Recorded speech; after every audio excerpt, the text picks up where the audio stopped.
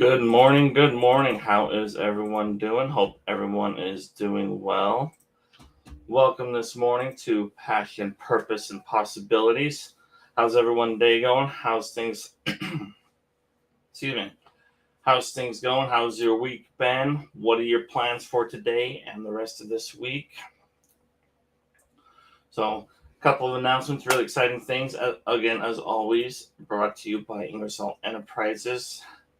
We got some great events. We have a money mindset, dream big workshop coming up. So please, IngersollEnterprises.com/events. Again, a money mindset, dream big, and goal setting workshop that is coming up. We're looking forward to that and many other things on the website. So I've got a lot of exciting things. Sorry, 1 second here.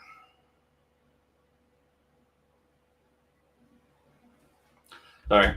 So today I'm excited, as always, but one of my passions, as many people may know by my posts and stuff on Facebook and Instagram and whatnot, is I love to travel. So today I've got a few things I'd love to discuss, and I've excuse me, I've invited a few people on, and we're going to discuss travel, why we're passionate about it, why we do it, and how it affects all aspects of our lives.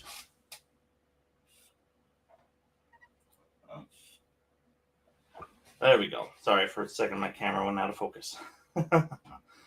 So, I'm excited to jump into that and talk about that. I love travel.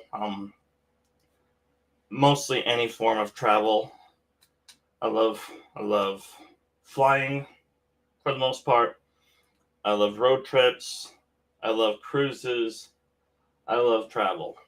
So without further ado, we're going to bring on Sharon and Jeffrey and Trent. Welcome, everyone. Good morning. Good morning. How you doing? Doing Good. well. How's everyone doing today? Fantastic. Great, thank you. Good. Awesome. First, I want to thank you all for being here. I think it's going to be an awesome conversation. And we'll just go around and give a brief introduction of ourselves. We'll start with Sharon. Okay, my name is Sharon North Pole, and yes, that's my real name, and I'm not married to Santa Claus, but that is my name. And my little company is called Zesty Change, and I guide women past 50 to up-level their self-care and find more ways to manage weight gain and reduce anxiety and their stress. So that's what I do. And I love to travel. And I think a lot of my clients like to travel too. And that's one of the big whys for them to manage their stress and their weight so that they have the bandwidth to travel. And I lived for 9 years in the Caribbean in St. Croix, St. Thomas, and St. Martin. St. Croix and St. Thomas are the U.S. Virgin Islands, and St. Martin is Dutch and French. The island is split in half. So when I was living there, I got the opportunity to visit almost, another 10 or 12 islands.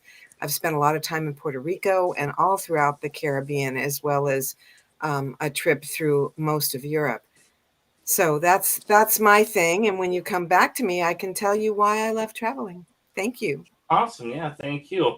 And I learned something new. I wasn't quite sure how to pronounce it, but it's St. Croix, right? St. Croix. It looks like St. Croix. Yeah. No doubt. I think of Harry Potter and the Horcruxes every time I see that name and stuff, and so it's good to know how to pronounce it properly. Yeah, Awesome. and what it means is Santa Cruz. So it's St. Croix, really. So it's French for St. Croix. Awesome. And So we'd like to, yeah. thank you. We'd like to welcome Sally. Sally, we're just going around doing an intro right now. I have to apologize. I was trying to add my channels. I've never done this before, so sorry for being late. No worries. We'll come back in just a second. Jeffrey, tell us a little bit about who you are and what you do and why you love, and we'll get to why you love to travel in a minute. Hey guys, how you doing? So my name is Jeffrey Davis. I'm a high performance coach for entrepreneurs and professionals, and I help them go from frenzied to focus so that success and business performance doesn't cost you in terms of relationship health and your overall life satisfaction. So I'm a performer, high performing corporate executive who hit a place of burnout in my own life and have gone through that process of turning burnout into brilliance and making my life more high performance, more aligned with myself, and bringing a lot more fun to it. So, I love travel. I'm excited for this conversation. My email is JDD Travels. It's my personal email. So, it's a key part of who I am, what I do. So I'm looking forward to this conversation. Awesome. Love it. Welcome. Yeah. Trent. Yeah, cool. My name is Trent Brock. I'm originally from Louisiana.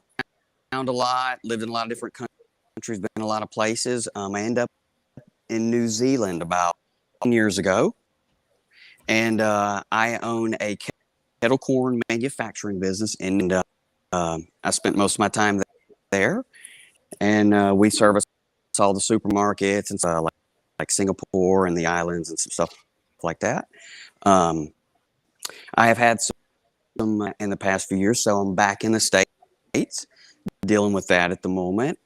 But things are going. I'm a 3-time cancer overcomer, and so that's a little bit part of with relating to that. And I saw this thing with you, Kenny, and I thought, hey, man, I love cruises. I love to travel.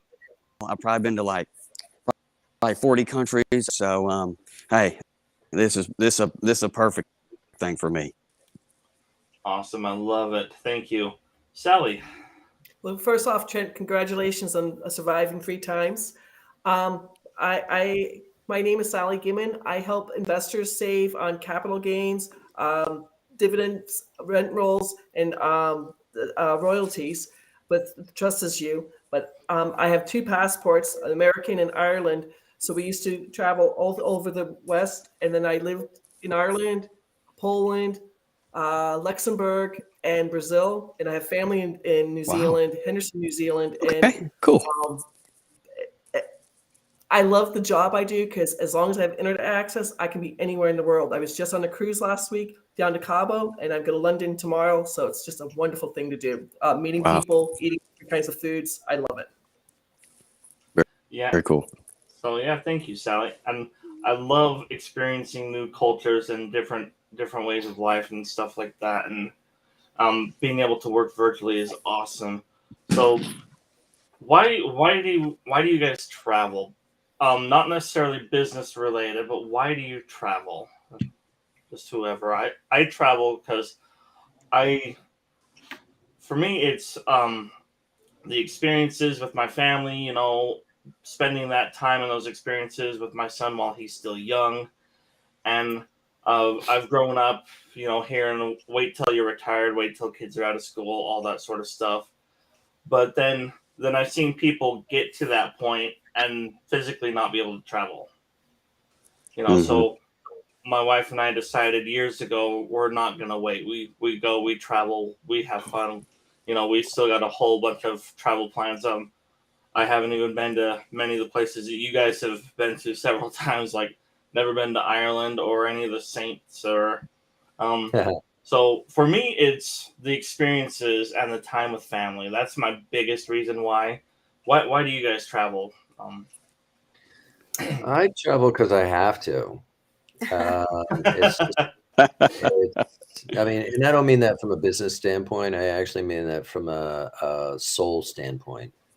It's an agreement that I made with myself that I would leave the country once a year, every year. And, domestically, I've been in jobs where I've traveled a ton. I have a bunch of miles that I can't even keep track of. But I just feel that I'm revitalized when I travel. And I moved to Mexico a year and a half ago. So I currently, I actually moved to the U.S. I went to Bali and then I went to Mexico. So I've been out of the U.S. mostly about 2 years. Um, but for me, travel it's an awakening of my soul, and it is one place where I can be guaranteed because I'm always I'm not when I think of travel, I don't really think of the US. So and these yearly trips are going, like I said, out and living out of the US. It's an awakening of my soul because I have to learn.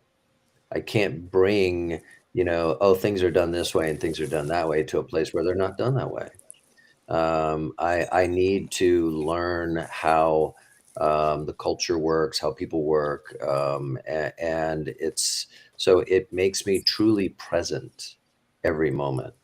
And you get some of that if you were to move from one place to the other place in the U.S., but you get it distinctly when it's outside of your culture or even outside the culture and the language, and you're in another place, whether you know bits of the language or you know none of it. So it really is, and everything is brand new. Everything, the people, the place, the sandwich that you have that's got some mustard that you've never had before. I mean, just it really is to me. It makes me feel more alive. I love that. Um, Cool. I've never associated it. You said you have to travel, and our first thought was work, or at least mine was. Kind of like I have to travel for work, or I have to do this for work. But I've never thought of it like have to for nourishment, if you will, kind of like food.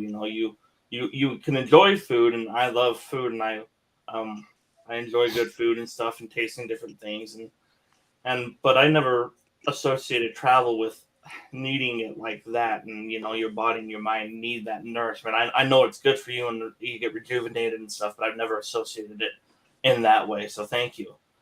Yeah. I love that. Karen, you had your hand up.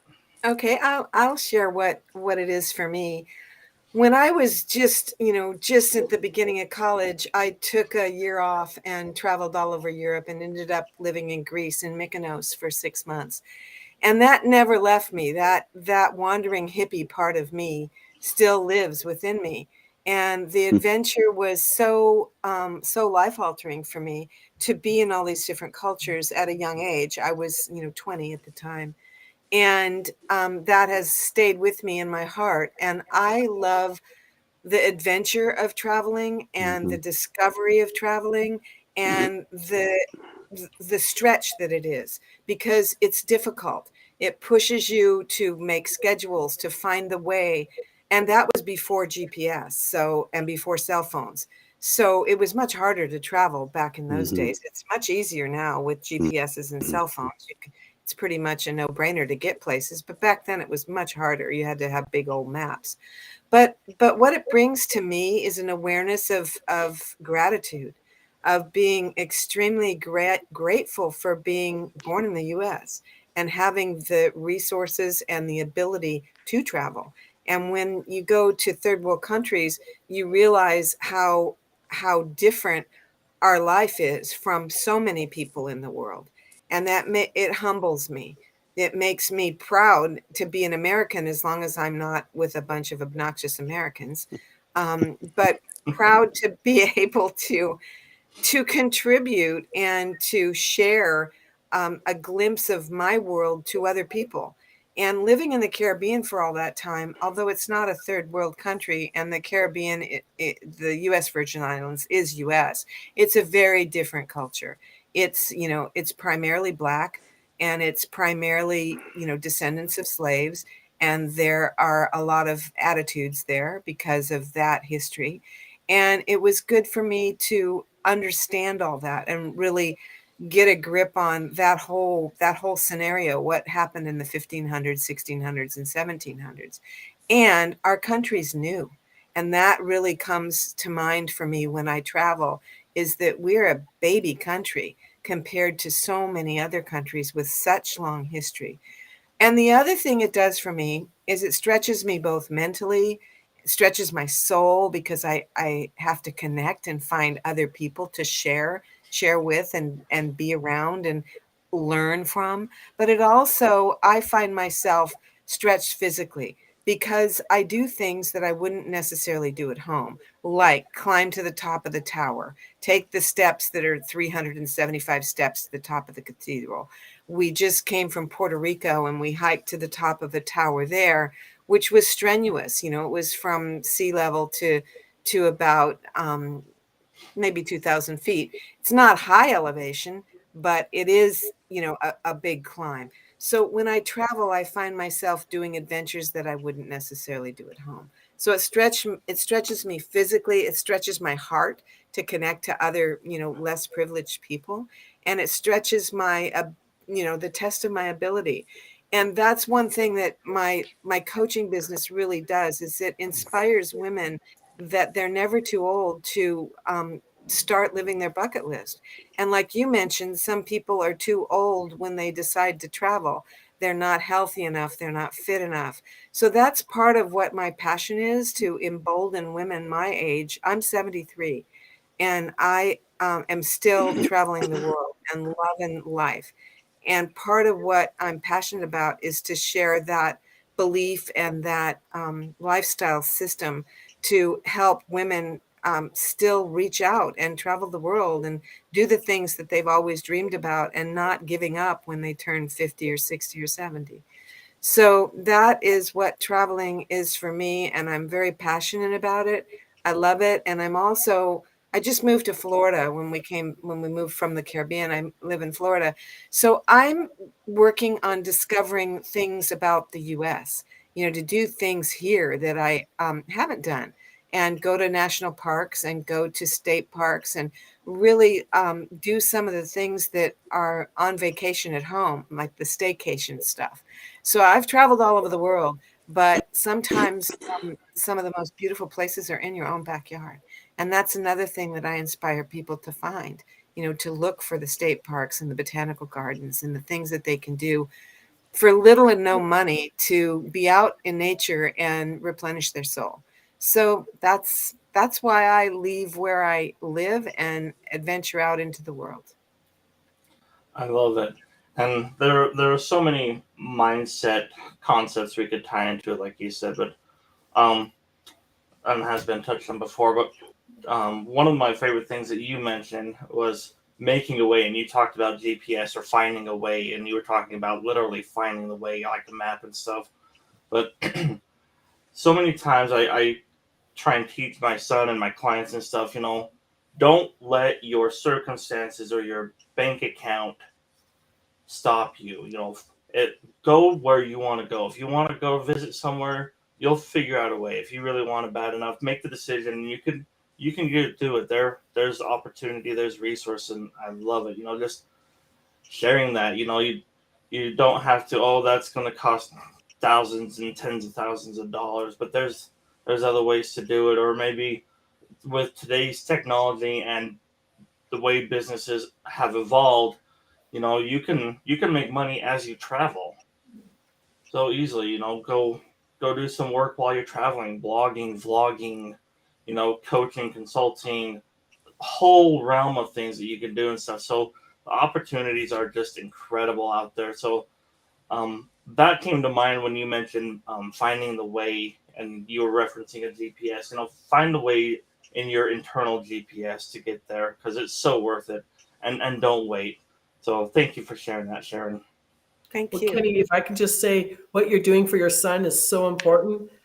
When I was a kid living out in Phoenix, my dad was a pharmacist for the Indian Health Service, and we had a pop-up trailer you pulled behind the station wagon. We went to amazing national parks, you know, Grand Canyon, Lake Havasu City, all the parks in Utah. What my parents did for us when we were kids just set me up to always enjoy traveling. So unfortunately, so many people don't even travel in the state they're in, let alone the state next door to them. When I was living in Massachusetts, I was 13 miles from New Hampshire, and a guy I knew at work's like, I've never left the state. I'm like, how? How can you not leave the state of Massachusetts? It's a little state. It's not like Montana or something. Right. So what what you're doing for your son, you're giving him the gift of travel. So I appreciate you doing that because he'll love it for the rest of his life. Thank you. Yeah, and growing up, he was 5 or 6, and he went on his first cruise, and we were in Jamaica, and I'm like, at his age, I didn't even know Jamaica existed. It's just a different time and a different world and stuff. Cruises weren't as big when I was his age, and travel wasn't as accessible and as common. If someone went to Jamaica, it was like a huge deal. Everybody talked about it for a month, and now it's more commonplace. But it's so incredible, and like you said, going down somewhere in the state, some of my favorite vacations have been road trips with detours. You're like, whoa, check out this place. At first you think it's a delay, you think it's an inconvenience, but then it becomes your favorite place to stay. So I love that. So thank you, Sally. And that's why we travel. You learn so much, you meet so many new people. Like just in this group now, I don't know how many of you were connected previously, but here we are. Yeah. Sally, you're in Utah right now. Sounds like. No, I'm in North Carolina. North Carolina. Okay. Well, you mentioned Utah, but yeah, North Carolina. We traveled there quite a bit when I was a kid. So. Okay, sorry. They call it Florida. Five national parks, so it's a beautiful place to go.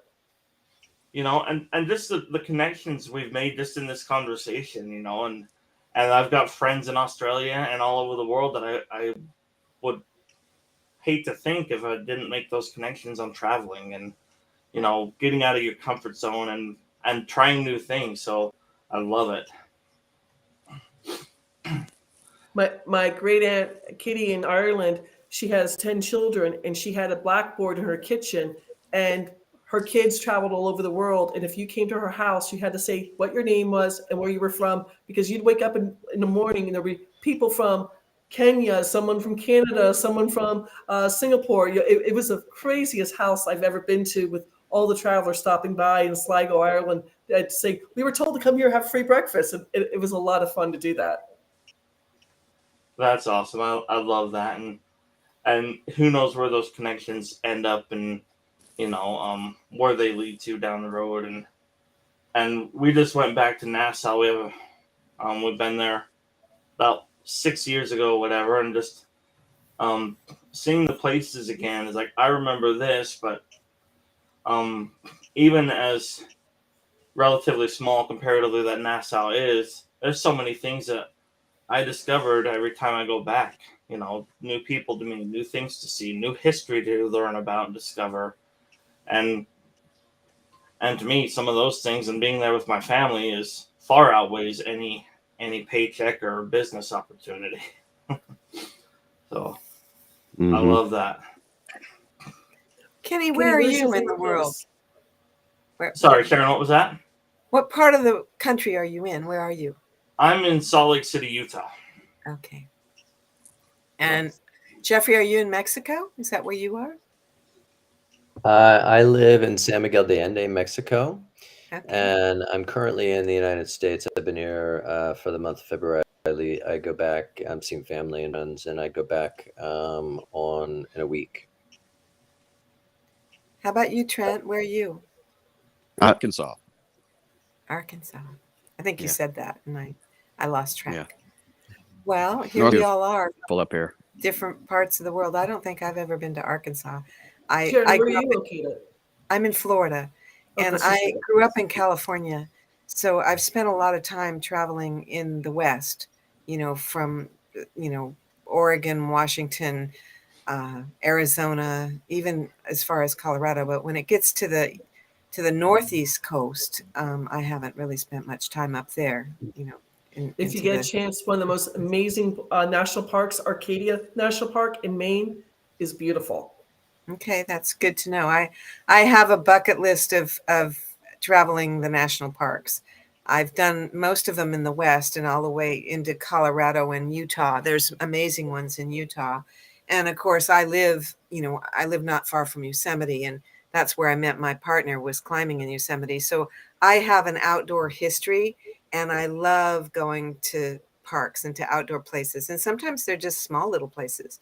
They're botanical gardens or, little state park hikes that are, a few acres, but they all fill my soul. I think it's really important to get out into new places and be outside.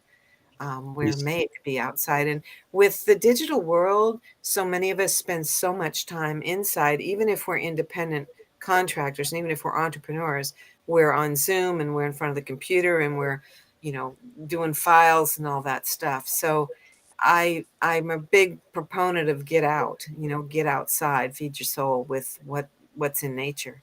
Hmm.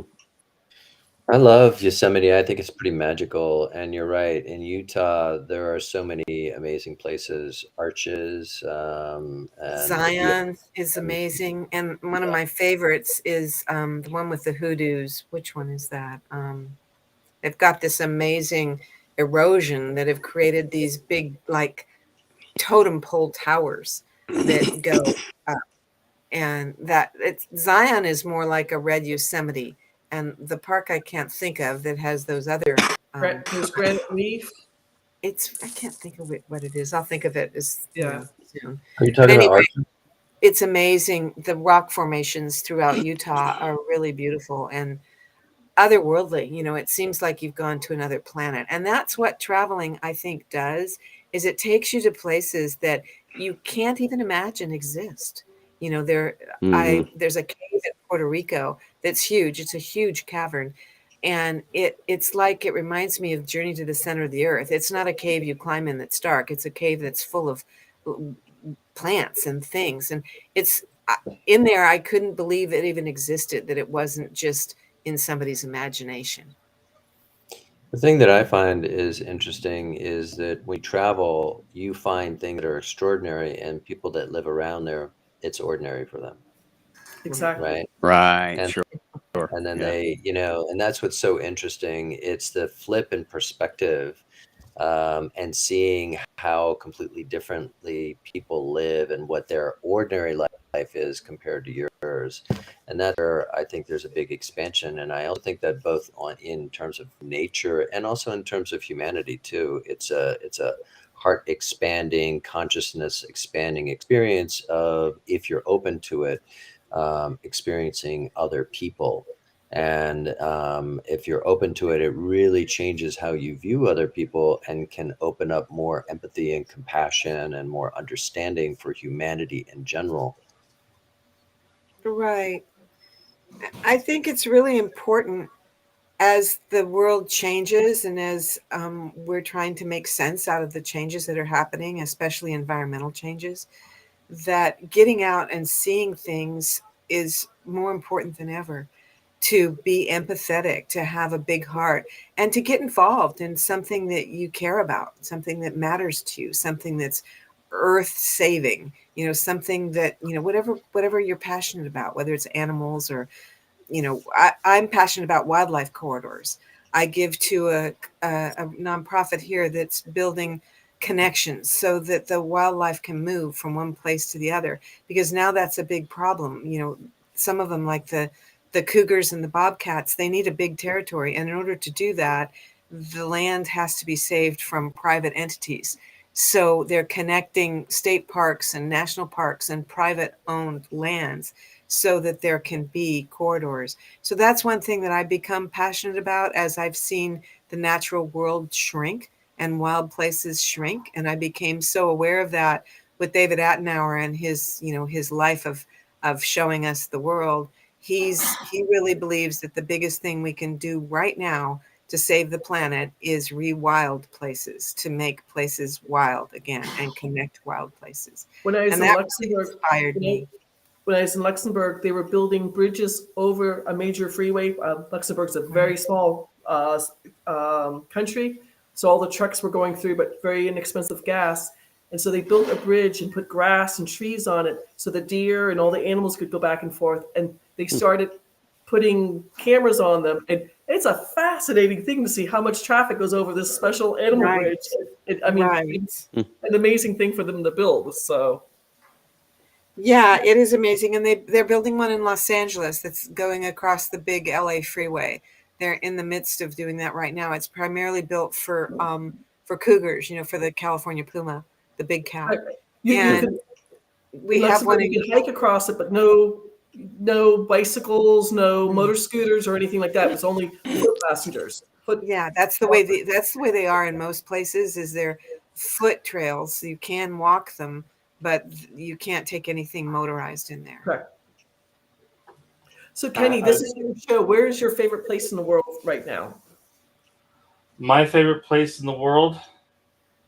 Oh, I don't know. I think Bear Lake is one of my favorite places. And then Yellowstone. We were there a couple of years ago, and just you could spend a week there and not see it all. Yes. It's so incredible, and just the wildlife and the animals and the history and then all the town around it, getting to know the people in the town around it, and that's what I love about Grand it. Tetons? It's been a while since I've been to the Tetons. I haven't been there for quite a while. Where is the bear that you're talking about? Which bear are you referring to? That you just Bear Lake. It's Bear Lake. Where is it? Yeah, it's a northeast-ish quarter. It goes. Bear Lake is partly in Idaho and Utah, in the east northeast corner of Utah area. Okay. I love that. And one of my favorite things about traveling as well is, when I make connections virtually, when I go there, I try to, if it works out, meet them in person. Yeah, that's cool. When I travel, I do a bunch of the touristy things and stuff like that.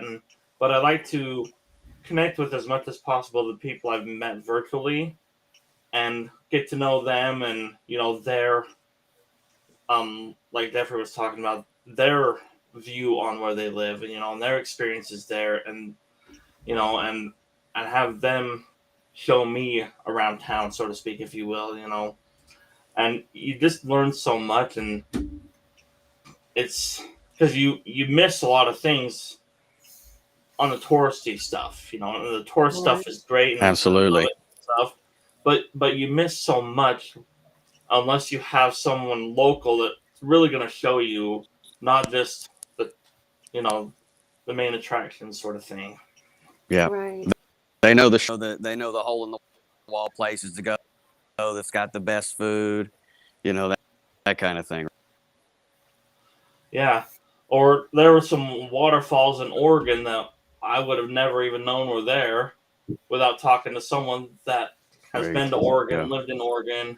Multnomah Falls is one of them.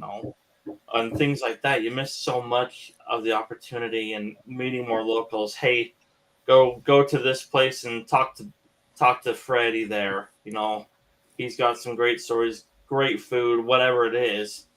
And I love those. So when I travel into your respective areas, I'm going to be reaching out.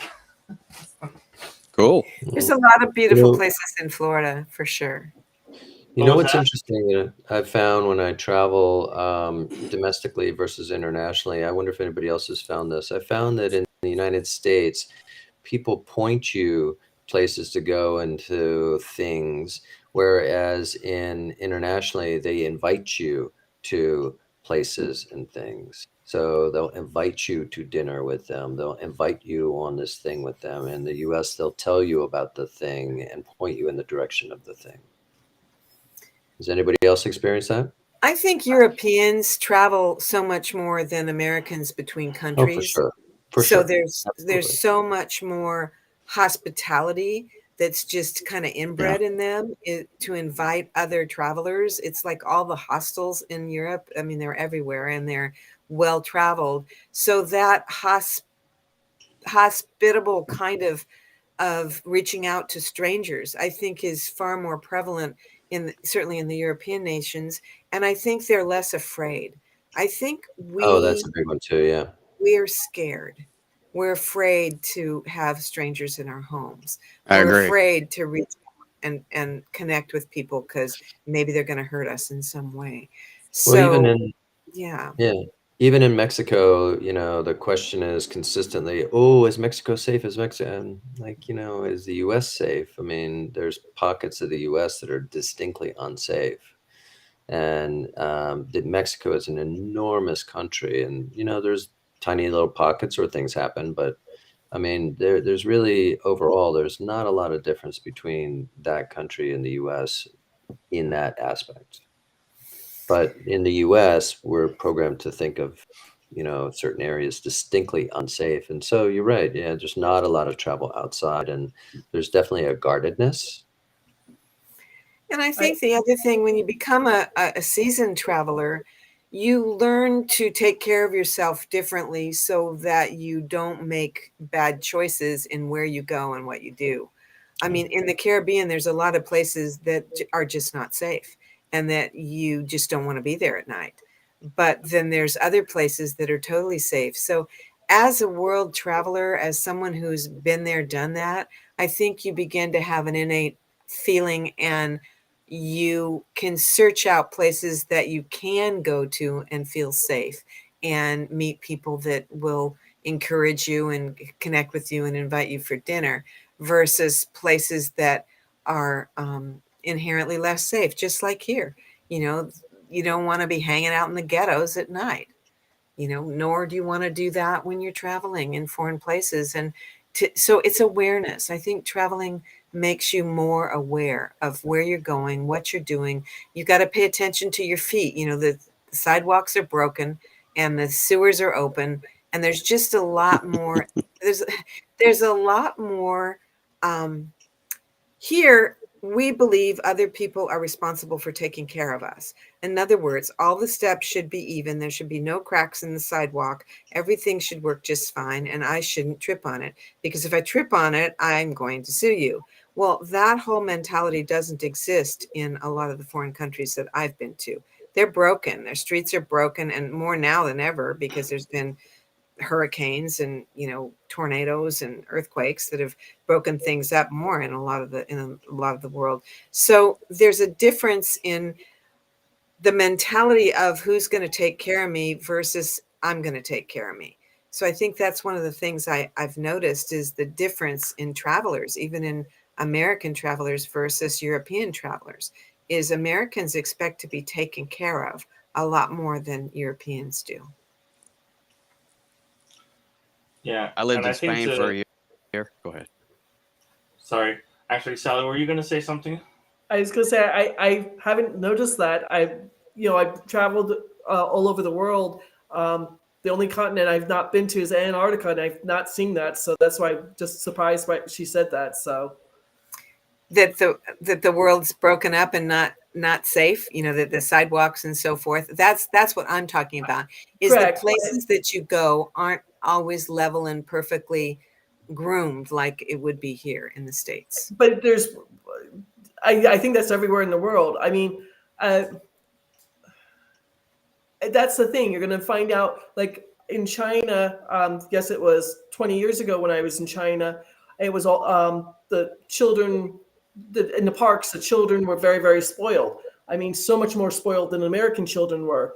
If you go to Germany, children aren't welcomed as much, but you go to Poland, children are loved. I mean, there's different Right. different things like that. But yeah, I just you have a very different view of the world than I do, Sharon. I'm just surprised by that. So thank you.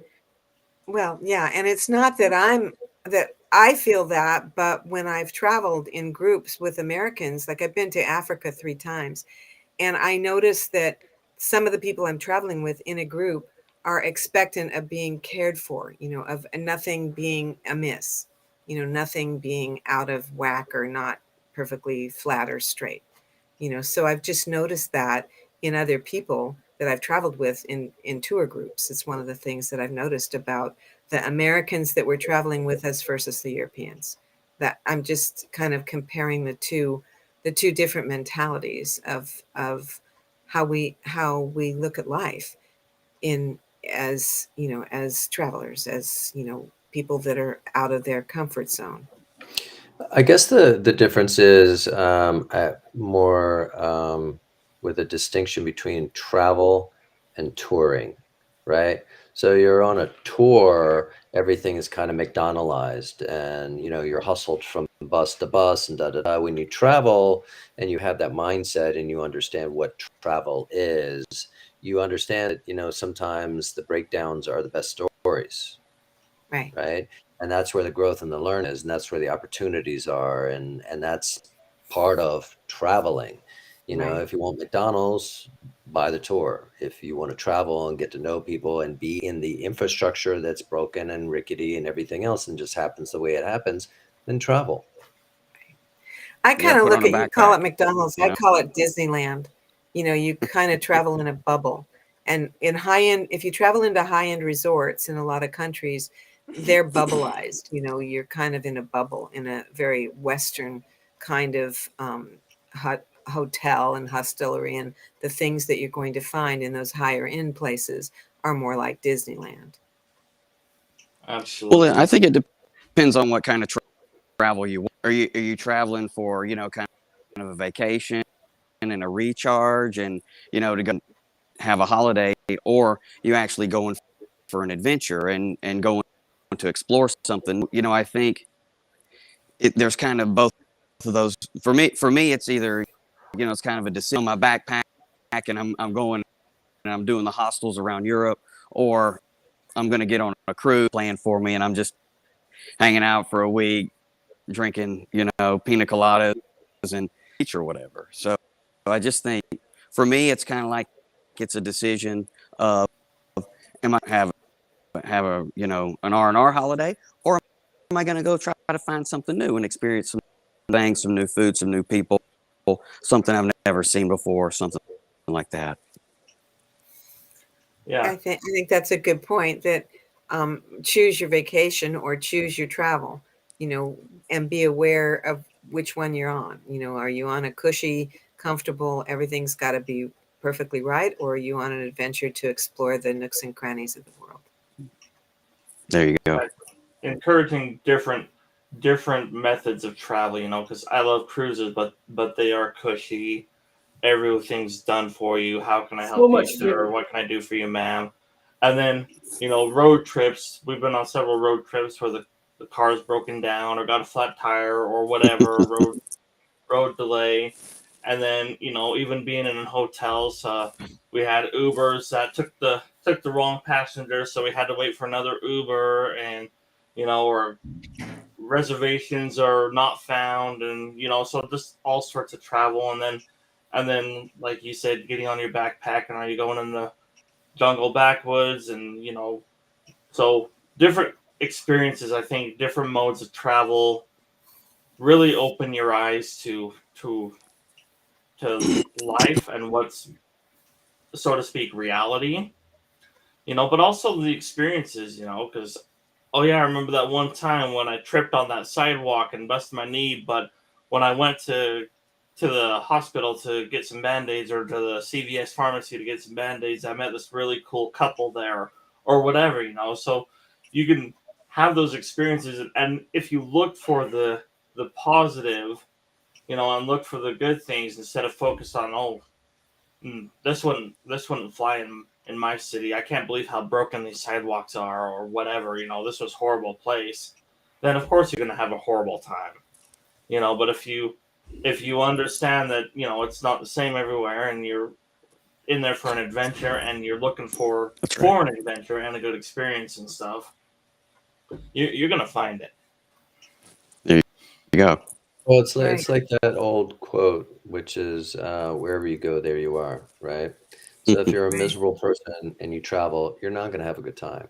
You're going to Yep. be miserable. You're going to find problems everywhere you go, and you can if you want.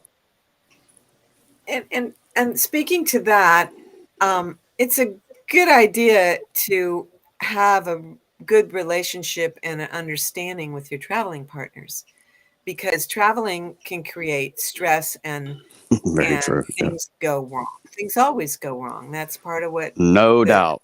is. It's always going to go I wrong. was on a Trans-Siberian rail. I did from Moscow to Beijing, and I was in a room with 3 Norwegian travelers, and they were friends from school. One of the girls hid rifles and binoculars, and when her 2 friends found out, they wanted nothing else to do with her. Like, we're in the middle of Beijing, like it was a crazy we all could have gotten arrested for what she did. Wow. And we're like, okay, I didn't know y'all. I don't want to know you anymore for after this. So yeah, the friends left her. Yeah, when you're on tours, you end up with whoever the tour has booked, and so you're kind of at the mercy of whoever happens to be there. But in traveling on an adventure trip is where it's good to do some small trips with people that you might be thinking of doing a big trip Don't with. smuggle. That's the only thing I'm going to say. Don't smuggle going from Russia to China. That gets a little bit scary. Well, remember the basketball player that got stuck in Russia forever that had some kind of pot with her or some kind of Yeah. yeah, it's just not a good idea. But beyond smuggling and making big illegal decisions, there's just people that roll with the punches and people that don't. And if you are on an adventure that might be more difficult, I trekked to Nepal, to the Tibetan border, and it was a group, and it was a diverse group, and there were challenges with some of the people in the group. Mm. And that's a difficult, long track. It's a difficult track. And one of the guys on the track was a closet drug addict, and so he couldn't wait to go to the pharmacy where you could buy drugs legally. So he was just on a high and ended up getting sick on our trip. So it's one of those things that, again, it was someone put the tour together, and there's no there's no big criteria, but it changed the profile of the trip, like your trip with somebody that had stuff that you were worried about. So that's one of my lessons: is know who's going if you can, and if you choose friends and family members and people that are easygoing and easy to deal with adversity and challenges, it makes the trip so much smoother. Yeah, and knowing and It's being true. okay that not everybody's going to participate in all the same activities. You know, because I'm going to go over and do this thing, but I'm not going to try and people please and miss out because you don't want to. You know, you go do your thing and have fun and have a great experience. Then we'll meet back up later today or tomorrow or whatever that scenario is and stuff. So, you know, that's another aspect of easygoing and not being so people pleasing that you end up having a miserable trip yourself because you're trying to people please everyone else. Again, with depending on who you're going with. But you know, if I go do this with these people and this little group does this, and then these people want to go do this activity, and it all intertwines and intermingles, and it makes such a great thing because then everybody has different stories to share within the same trip. You know, we all go to Montana, pick a state, pick a location, wherever. We all go to Fiji. But we can all do 15 different things while we're there, you know, some together, some separate, some whatever, and have 30 different stories and experiences and memories and all that stuff, you know, of being in the same place. Right. Where you really feel that is on cruises, because you end up, making new friends on cruises and meeting people from all over the world. And the excursions that are offered are multi excursions per landing spot. So people will go on different excursions and then share, what their excursion was like, and you share yours. But that's a prime example of where some of your traveling companions will be doing one thing while another group is doing a different thing. Absolutely. And then you learn, you know, how good it is, because I've been on many trips where the excursion or the tour or just the destination itself didn't sound too appealing the first time I went there, but talking to someone that went and did that excursion or did that tour, went to that specific place, like, okay, I'm going there next time for sure. That makes a difference. So sharing those stories, talking to locals, talking to people that have been there, doing your research on that. A lot of people, and this may be preference, they go blind. You can do so much research beforehand on what it's going to be like. So you're not just more prepared, but you find some of the things that you really want to see, like the the restaurants or the hole in the wall museums or caves or whatever, and I think you get so much more out of it. And then when talking to people that have done those things, you're like, okay, I definitely want to do that now. I was kind of on the fence or didn't really sound interested before because of how it was presented or, what the pictures looked like or the tour kind of looked like. But from hearing it from this person and maybe doing it a little bit different, not necessarily a paid tour, but kind of your own self-guided tour, if you will. A lot of things like that have made a huge difference in how I travel. Oh, I'm always taking recommendations from other people because my dad loved to plan the trips when we were kids, and I've seen probably every single waterfall possible in the United States. But when you start hearing that someone says, "Hey, maybe this even here in North Carolina, people are telling me which restaurant to go to, or hey, try this place or try that place." It's always great to talk to someone because you get to see new things and try new things. Yeah, absolutely, Julian. And what you said, you try new things and your attitude is huge. Yes. Even if it doesn't go as expected, if you have a positive, good attitude or try and find the silver lining, if you will, it's going to make a world of difference. Completely. A prime example, I just got off a cruise about 2 weeks ago, and we had a great time. A lot of us had a great time. And then I see on the Facebook group of that cruise that there were these people that just had an absolute miserable time. How can you have? It's up to yourself to have a good time. I mean, happiness comes from internal. Yeah. Yeah, absolutely. You could be on the same boat, going to the same places, and have multiple experiences. Yep. Like, I think it was Jeffrey that said, you come in with a mindset or an attitude, and that follows you. And if you come in with something that's disgruntled, it's like what's in your shoes goes with you.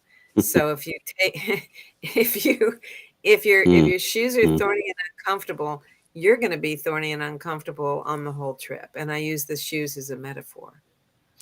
You don't have anything to hide behind. You don't have your own walls, your own, both figuratively and physically, that you normally surround yourself with, of comfort and habit and things like that. So now who you are is much more present to yourself and to everybody else.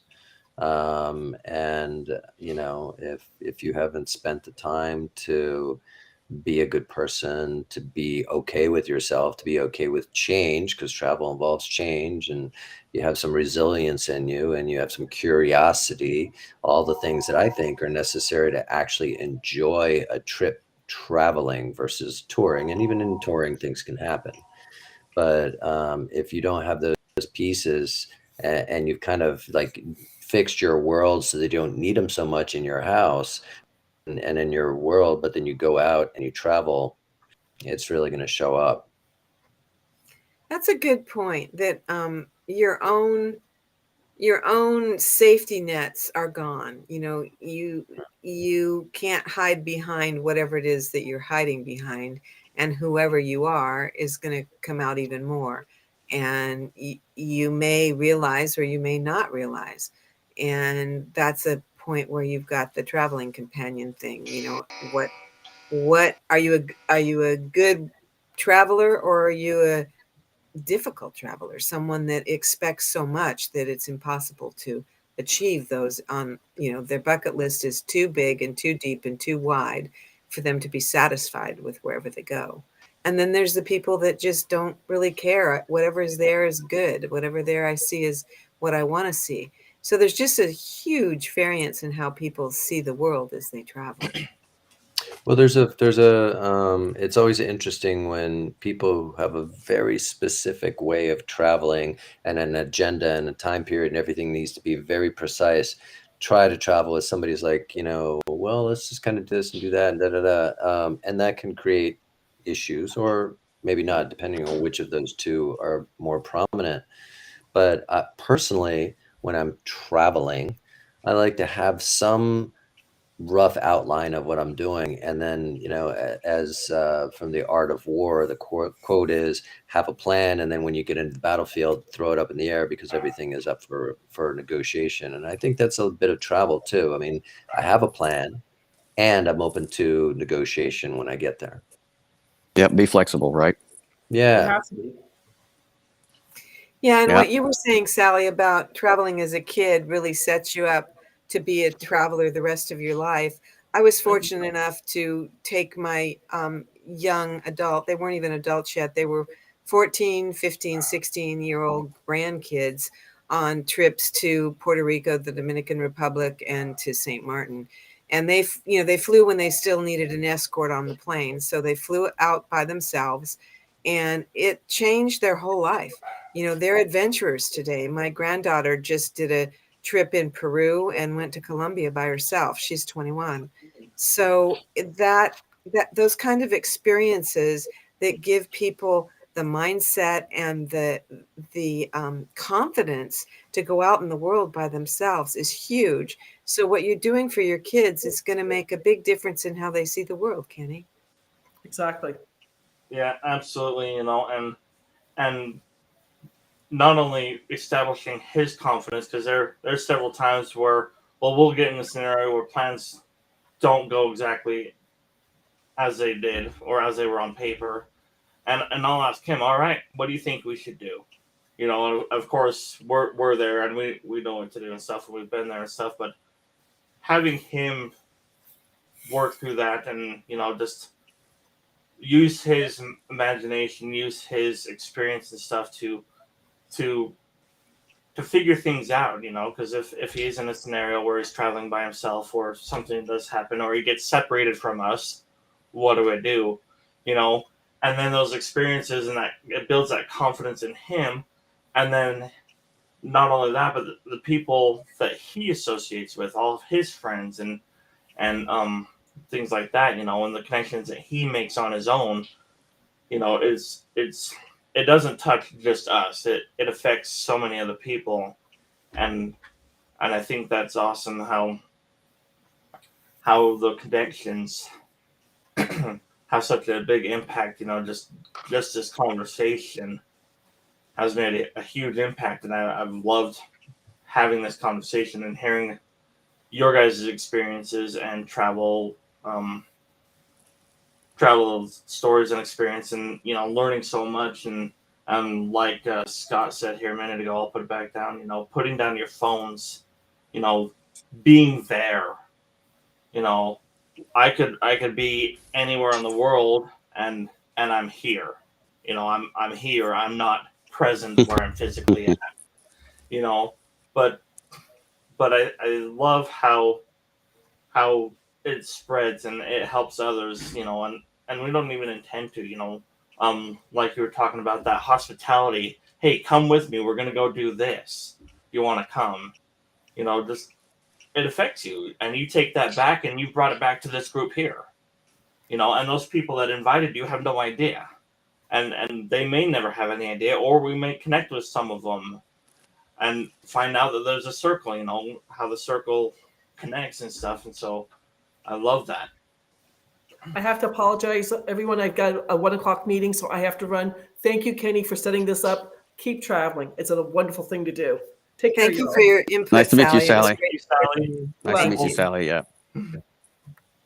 And I too have a meeting. I maybe all of us kind of have the hours scheduled, but I don't have a lot more time to be here. But I've really enjoyed it, and I thank you very much for the opportunity.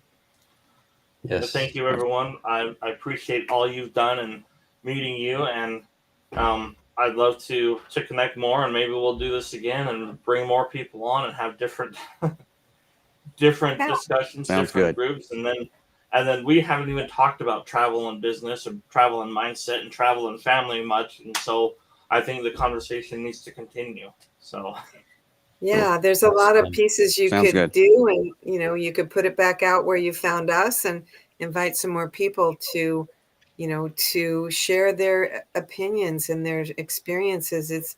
It's a great way to get some input. Like I'd forgotten, Jeffrey, how inviting the Europeans were that I met, and I haven't been in Europe for a while, and that was special, and I really enjoyed that part of my travels. Yeah. I appreciate everybody's time. It's been a wonderful experience sharing this and stepping back into my love and joy of travel and why I do what I do, where it comes from. So I appreciate you pulling this together, Kenny and Sharon and Trent. Yeah. Thanks, Kenny. Jeffrey, I'd love to connect Absolutely. with you and find out a little bit more about what you do. So connect with me on Facebook, and you can tell me a little bit about your coaching business. I'm curious. Yeah, All right, I'll let's do start that. a group chat with all of us, and then we can connect That'd be individually and as a group and stuff from there. And I think you Okay. too, Kenny, have a coaching business, don't you? Awesome. yeah, I do. Yeah. So it'd be interesting for us to share some ideas and resources, where there's some life coaches here, and it might be interesting to kind of, find out about what each other's doing. Absolutely. And Scott, we'll definitely have you part of our next conversation. So we'll put you in that loop as well. So awesome. Well, thank All you right, again, guys. everyone, for being here. And Thank you. I've loved hearing the Sure. stories, and I can't wait to connect more. And everyone listening right now and later and whenever, remember to live your passion, fulfill your purpose, and explore those possibilities. Thank All you right, for guys. putting this together, Okay. Kenny. Thanks, We'll Kenny. see you next